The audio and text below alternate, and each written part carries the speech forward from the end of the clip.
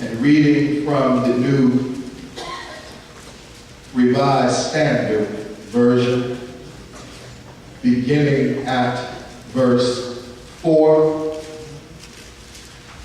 and concluding at verse 15, we find these words. The king said to them, "Whatever seems best to you, I will do."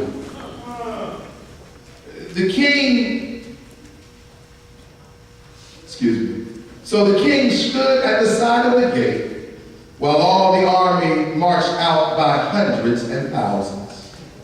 The king ordered Joab and Abishai and Ittai, saying, "Deal gently for my sake with the young man Absalom."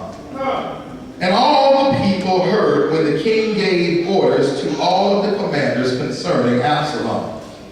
So the army went out into the field against Israel, and the battle was fought in the forest of Ephraim. The men of Israel were defeated there by the servants of David, and the slaughter there was great on that day, 20,000 men. The battle spread over the face of all the country, and the forest claimed more victims that day than the sword. Absalom happened to meet the servants of David. Absalom was riding on his mule, and the mule went under the thick branches of a great oak.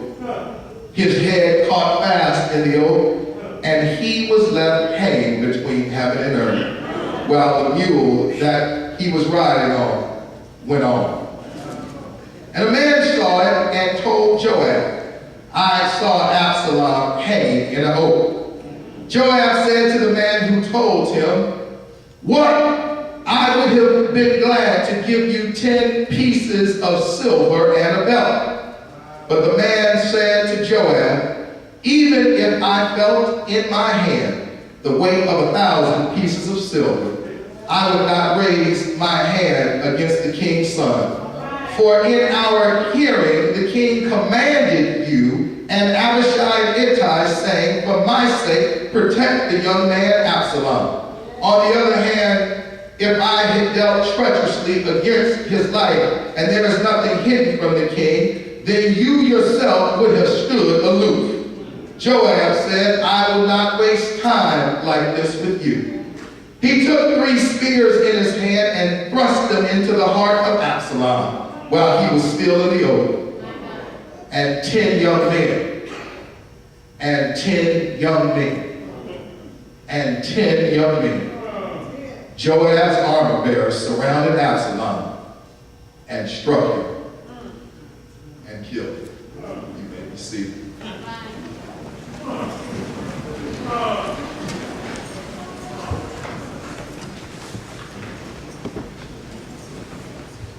I want to talk to you about what it means to be hanging between heaven and earth.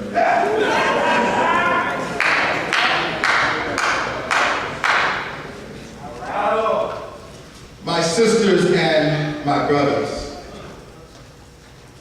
for the last 20 years of my life, since I have been out of college, my life has in part been dedicated to working with young people on the fringes. For the last 20 years, I have worked in schools in the Oakland or Berkeley School District, worked in community-based organizations, worked in city government, working with young people who find themselves and their families find themselves on the edge. Did you hear what I said? Young people oftentimes that look far too much like you and me find themselves in some positions and some situations. You know, brothers and sisters, what many of those positions and situations are. Right here, brothers and sisters, we live in Oakland, California. Amen. Somebody better know that in 2008, Oakland was considered the 3rd most violent city in all of the United States. Amen. Amen. For those of you who live down the way in Richmond, know that you were the 12th most violent city in all of the United States. Amen.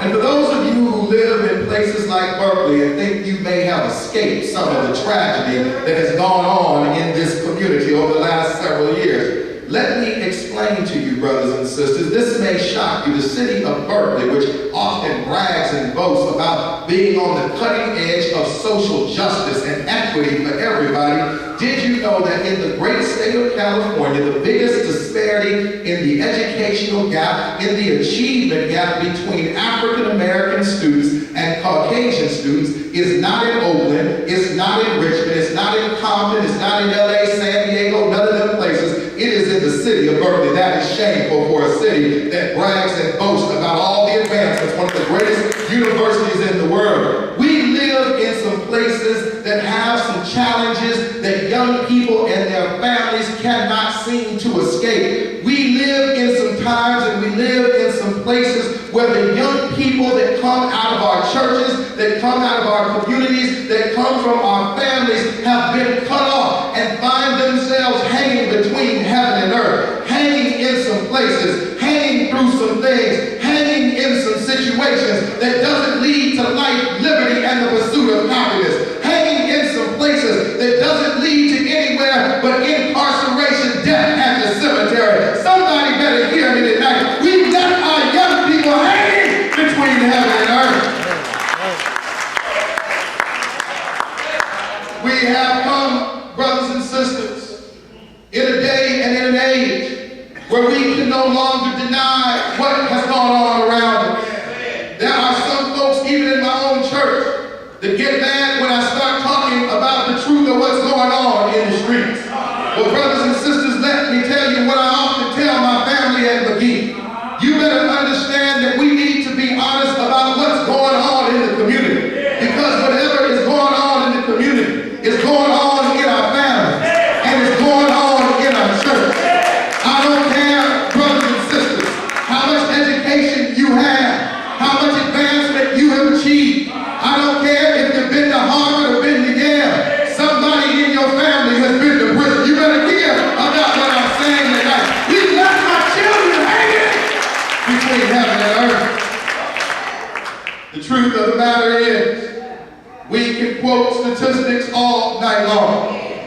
You know that African Americans, particularly young African American men, and the numbers of African American women are on the rise. We make up 40% of the prison population in this nation, while we only make up about 12% of the general population.